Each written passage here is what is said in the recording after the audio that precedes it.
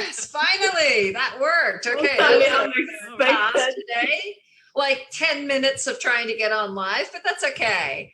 Welcome to Dish to Diet, Face the Feelings with Nina Kresh and Susan Darling Spurrier. Unfortunately, Sammy D cannot make it with us today, but we're thinking of you anyway and hope you have a wonderful time with your guests. Today, we are talking about courage. But before we get into talking about courage, I would like Nina to courageously tell us what she's got going on in the coaching world, where to find her, what's she up to. Find me on ninasempire.com, on Nina's Empire, everywhere on social media. I'm actually creating a free course for Udemy on intuitive eating. That's going on at the moment. It should be done soon. It's not a complicated one. It's just the basic principles and so on for beginners. And it's going to be really cool. I'm going to post it all over the place when it's done. And that's pretty much it that I'm working on that right now. And also still trying to figure out the size of my journal, because apparently it's more complicated than it looks. But it's going to be really, really pretty. So awesome. Going on. Great. So how about you, Susan? How can people get in touch with you, and what would they get in touch with you for? Well, they can get in touch with me on Facebook on my personal page right now, because I have been pro bono for a while.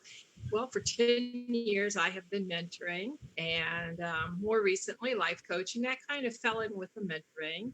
And right now, I'm looking forward to getting my website all put together. I had one and took it down a while back. So I have some help from within our group to get my website together. But you can find me under Susan Darling Spurrier on Facebook. Let me know you saw me here. And what I do is mentor, coach, and also I consider myself an ambassador of well-being, bringing joy into your life, discovering why the joy has disappeared and what you might be needing. So with that, I'll turn it back to Beth. Okay, thank you so much. So I'm Beth Gray. I am an MBIT and MBraining coach focused on ditching the diet and facing your feelings. Have the site with Sarah Whalen of Nourish to Flourish, and we have the group Nourish, which we are all members of. Nourish is really about sharing that journey of nourishing our bodies, our minds, our souls, living a healthy, more vibrant life. So I want to invite you all in March in Nourish. We are going to have the Moving Through March Challenge. And this is about just moving your body, not full on exercise, just adding a little bit more movement. How do you celebrate what you can do? Instead of focusing on, oh, well, I don't have time for, and I can't. Let's explore movement as what you can do. Maybe you could make it this month in March to 2 classes of dance that you've been interested in, and I just don't have enough time to do it regularly. Fine. Don't make it regularly, but go explore it. Or maybe movement in March will be, I'm going to take my lunch hour and go feed the ducks. But just go for that little walk. Just get out and do what you can. So every day in March, we're going to have a suggested activity, something sometimes light and easy, sometimes challenging. But it's going to be about challenging you to explore movement. Maybe that will be Tai Chi, maybe that's yoga, maybe that's stretching, maybe it's weights at home. One day will be a plank challenge, of course. There's got to be a plank challenge in there somewhere, but it's only one day. So come and join us in Nourish. I will put the link in the comments on this live for you to come and join us. We'd love to have you join us in the challenge we've got going on in Nourish. So anyway, today's topic, as I already said, is courage. We're talking about courage as it relates to strength. And we've talked the last 3 panels, emotional strength, mental strength, physical strength. And we're finishing with courage. Now, in embraining, courage is a function of our gut. In embraining, we say that in the gut is our security, our safety, our movement, our self-preservation. That's where we feel that doubt, that anxiety, that fear. It's also where we feel that courage. And that courage comes up and meets in our heart. And we're feeling, I can do this. But it starts in our gut that says, this is who I am. This is what I need. And I'm going to do it. So I really wanted us to talk about how courage relates to this journey we're doing of ditching the diet and facing the feelings. So how does that relate for you, Nina, in your journey, what you're doing with clients even? I think the courage, first of all, I think it's a skill. You can build it. For example, when you are ditching the diet and then you find yourself in the social situations and you've been eating one way for how many years you've been dieting and so on, and now you found yourself there and people are expecting certain behaviors from you, which you are no longer doing. It takes great courage to tell them, no, just say no, because if it's been that way so long and they have perception of you as someone who eats that much or eats this and that, and you suddenly say no, and it creates that awkward situation. And I've been through that a lot of times with my family because they expect me to continue eating the way I ate before I knew all that I know now. And when I say no and when I refuse, it's like I'm the weirdo of the family, And that takes courage to just sit there and stand up for yourself and not let anyone else dictate what you eat or you don't eat. Yeah. And it takes courage to say no to diet. I think that's the biggest courage anyone can have at all as far as dieting goes. I mean, We are bombarded with the diets from young age, from watching our mothers and so on. So the notion that there is life beyond dieting and to embrace that journey and to say, okay, I'm done with dieting, that takes so much courage. Absolutely. Yeah. I know for me, one of the things that happens is, you go out and, what are others going to think? I mean, most people are like, oh, well, I'm only going to order a salad. I don't want them to think I'm eating too much. But also there's that whole thing of, I like ordering an appetizer and dessert. If there's a good dessert that's gluten-free that I know I'm going to enjoy, I want to order dessert. And then you get this feeling of, what are they going to say? Oh, who cares what they're going to say? I'm the one that's eating it. Yeah. Okay.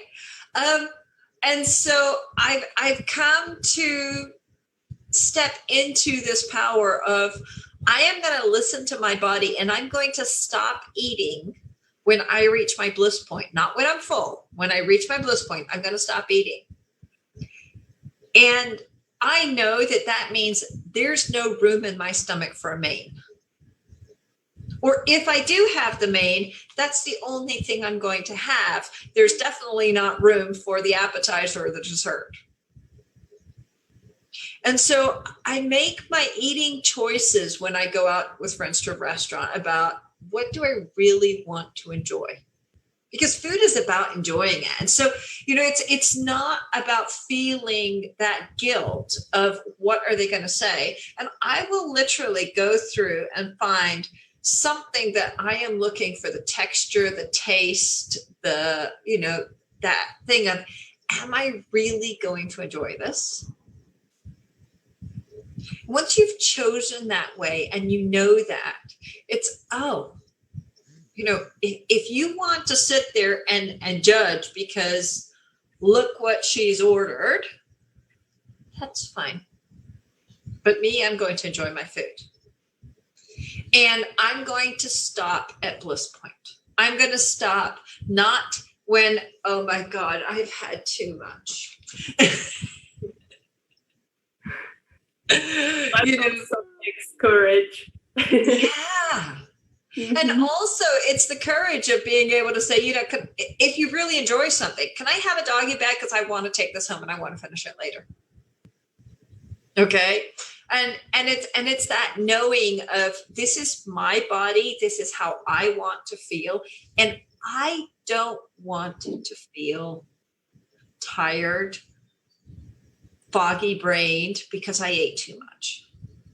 Yeah. I really want to feel good after I've eaten. Not just that I enjoyed the taste, but that I really enjoyed the whole experience, including the 2 hours afterwards.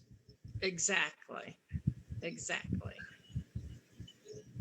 Because when you make unwise choices generally, and you choose not to exercise courage, then the flip side is we pay for it one way or the other. We may pay for it with the cash, our emotions, our bodies. We feel really terrible. We're not functioning at peak. And for me, one of the things that I learned, I had heard you could just ask if you knew they had strawberries in another dish, but you didn't want them all and meshed with other things, you could just simply ask for strawberries plain. You can ask for different things. And it's also that courage. Absolutely. Yeah. And my friends are always looking forward to, what is she going to do today? What will she ask for them not to do or to do? What will be the substitution? Exactly. And it's daring. I mean, like, I've had times where I've ordered X salad, but could you change it from chicken to such and such, which is also on the menu? Exactly. And they look at you, the waiter's looking at you like going, really? And other people are looking at you going, oh my gosh, you're so difficult to eat with. Yeah. But I want to enjoy. And I want what's good for me, not what somebody else thinks is good for me. So my friends always, they're just like, okay, what is it today? What are you having today? It may be 2 or 3 sides.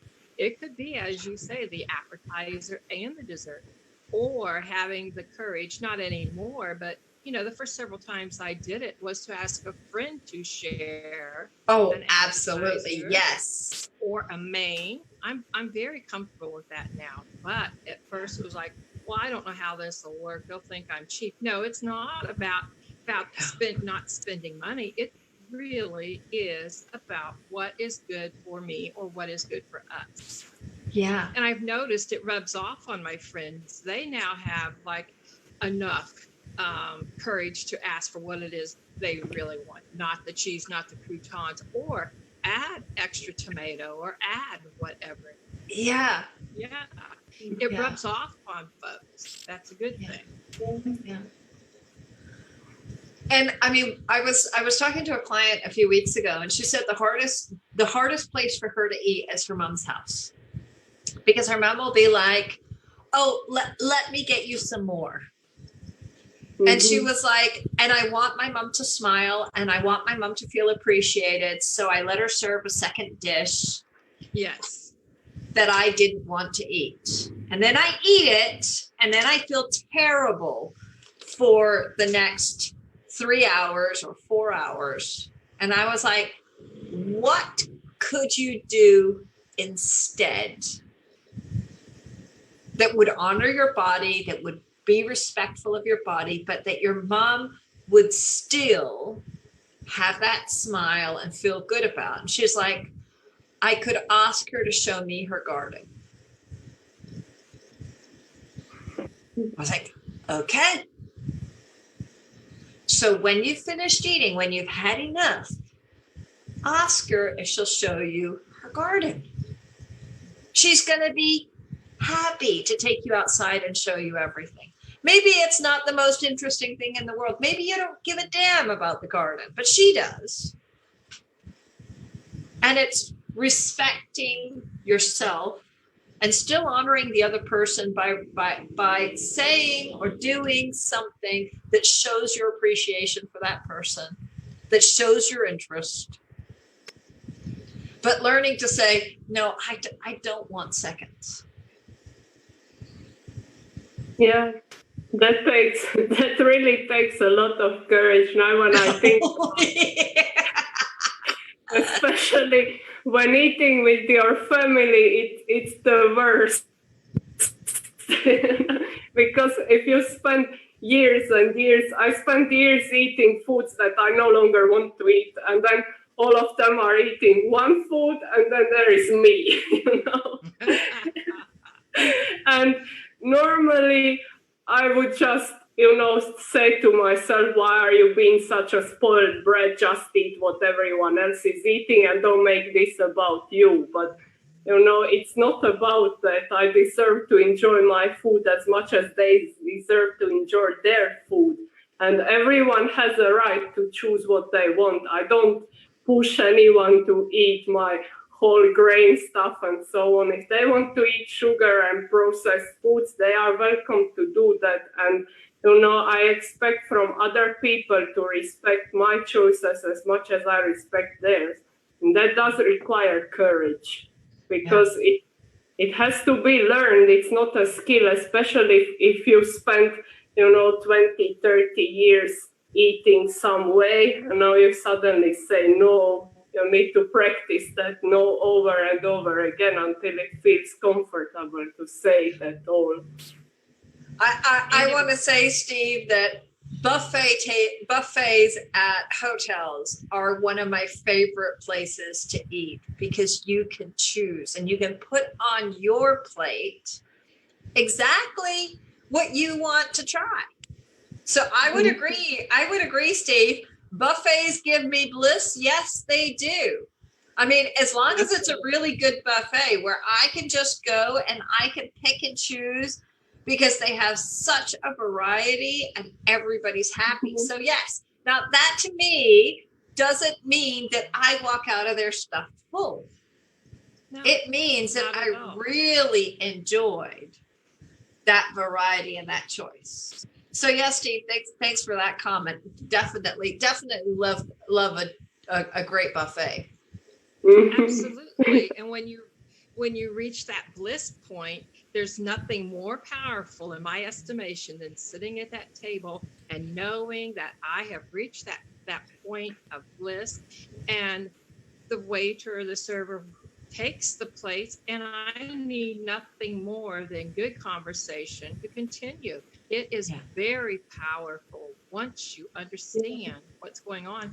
And the friends and the family eventually do come along for the ride, except there's always like an odd one that's going to be persistent. But there again, you have the power, you've already exercised the courage muscle, you've built it up, and you can do this thing.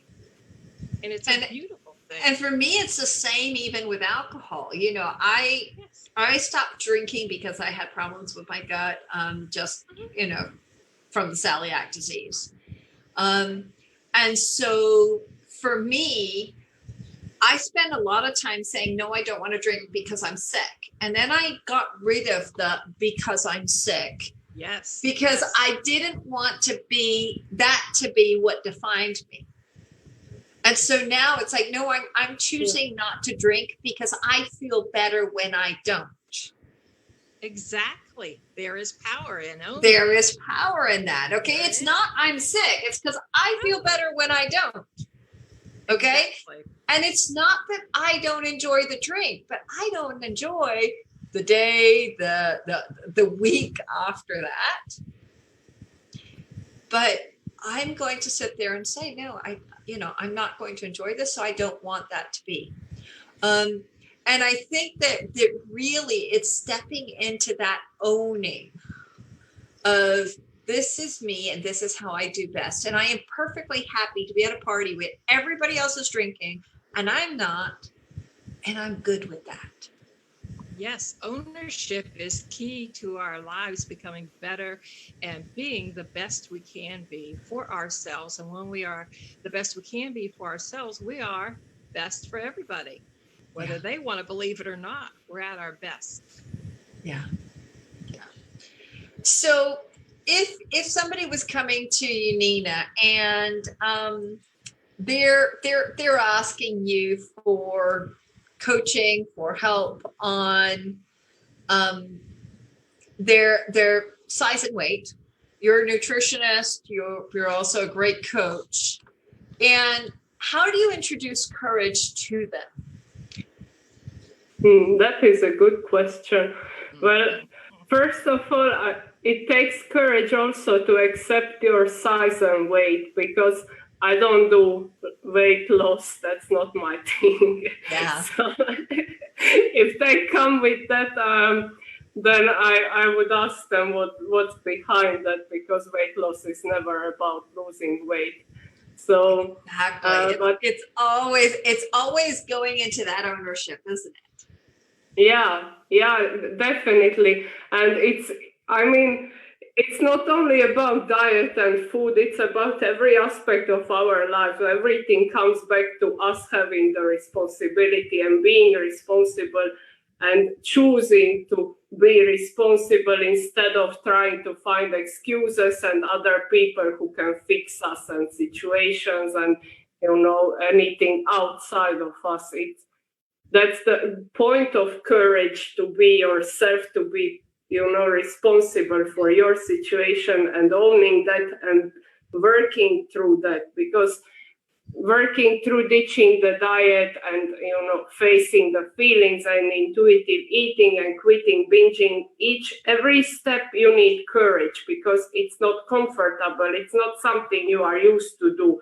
If you spend 15 years binging and dieting, it takes courage to say no, to say I'm done with this bullshit, and that is the biggest courage. And I believe that clients who come to us already have the building point of the courage, otherwise they wouldn't be here. When someone comes to me, they already are done, they don't want another diet, and they do have courage to try whatever it takes to be free and to come on the other side. Because if they didn't, they would try that one last diet, this one must work, this one promises weight loss forever and so on, but they are done with that, and that's when they come to me to find another way to live beyond dieting. Yeah. And I know for me, with this whole thing of ditch the diet and face the feelings, it really does take courage to sit in the discomfort and that dis-ease of I have a craving, and instead of eating whatever that craving is, instead of binging, instead of going on that, I am going to sit in this moment. And I'm going to say, what's this really about? What am I really feeling right now that is behind this? What am I really hungry for, maybe? Okay. Am I hungry for a change in my life? Am I hungry for a hug or comfort or compassion? Am I hungry for connection with another person? And so it's sitting in that, and it's uncomfortable. And so it's definitely courage that says, this is not about how I look in the mirror. This is not my, a number on the scale, which is all external to us. Yes. This is going inside and seeing what's going on. What is driving this? What is it that I really am hungry for that I need to satisfy? Because when that's satisfied, I'm not going to be hungry for food anymore. No. Exactly. So, Susan, I know you've been mentoring women for 10 years. Yeah. How does courage show up for these women? a lot of times it just comes an innocent conversation. And to reflect back to them, well, I don't feel so good. Well, tell me more about it. And then, well, I've been eating this or I've been eating that. Or when I go here, I notice that I always have such and such. Are you willing to sit here? Then I'll ask, are you willing to sit here and reflect further about this? And a lot of times it's the thing of people buying the lie in the commercials on TV. Oh, absolutely. I mean, how many commercials about the ice cream? You know, I broke up with my boyfriend, so let me eat the ice cream. Whatever it is. Or if you only buy this product, you will be so much more glamorous. Or, you know, fashion dictates we should do this or that.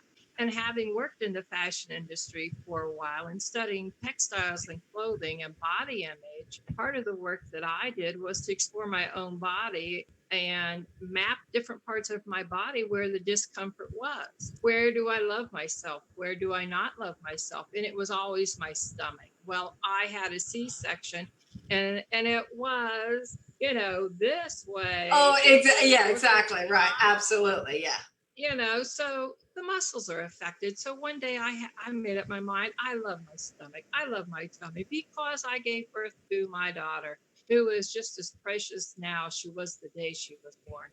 But it comes about in innocent conversation, just listening and reflecting, you know, and sometimes going out to eat, you see, or meeting somewhere. I don't always meet in an office. I may meet for coffee, you know, and they order a sweet to go with, and then it's a second or the third, and there's just, you know, an observation and casual conversation, which brings it around. But most people that work with me know part of my story as far as binging and purging for over 35 years, having to go to the clinic to learn how to eat again.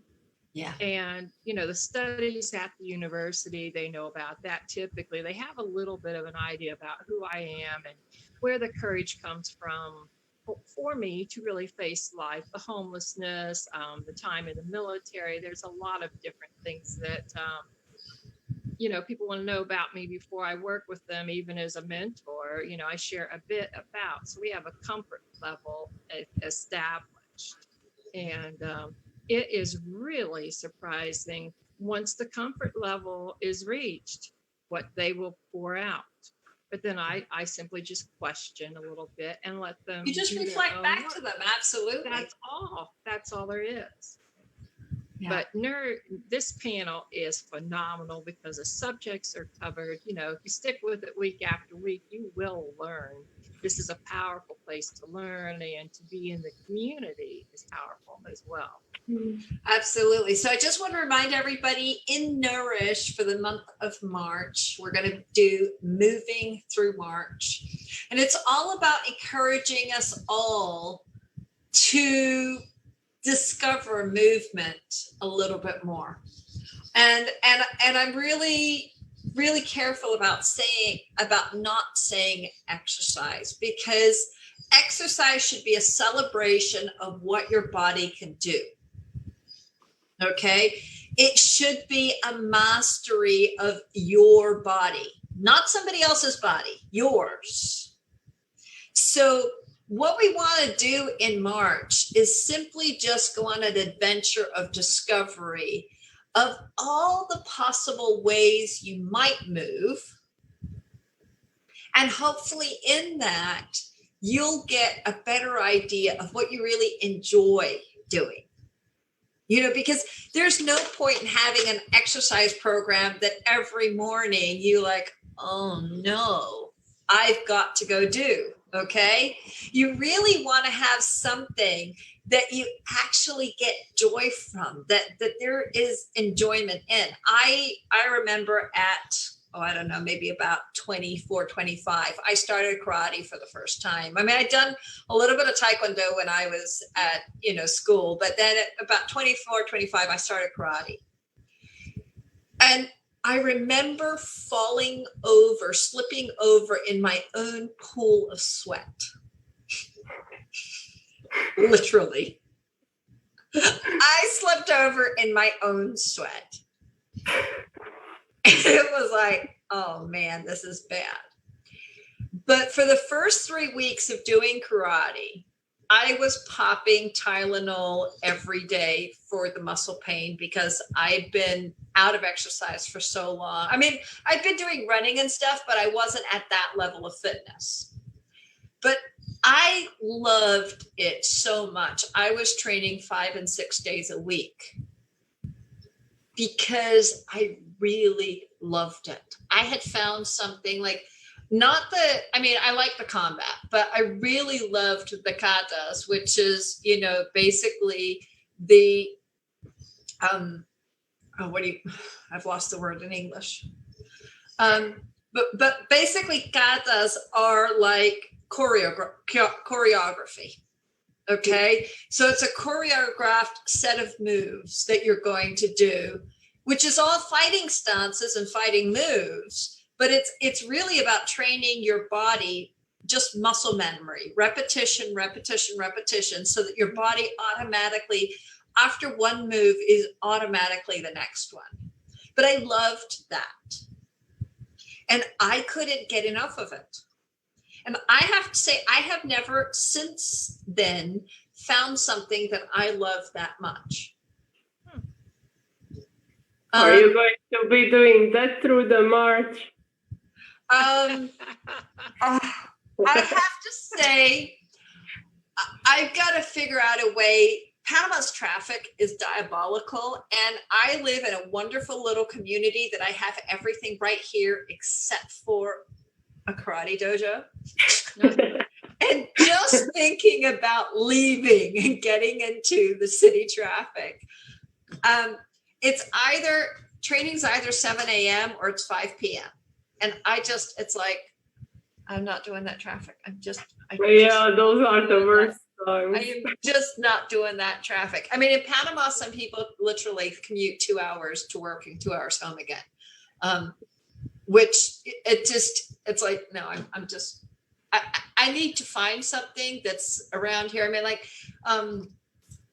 they've got jiu-jitsu relatively close by. And I'm like, well, you should actually go try jiu-jitsu. You might like it as much as you loved karate. So it's one of those things that, you should probably go try it because, I mean, okay, it's not the same, but hey, you might. I guess the other option would be getting an instructor that would be willing to come to my home, but I don't know what that would cost now. Yeah. It just seems a little extravagant.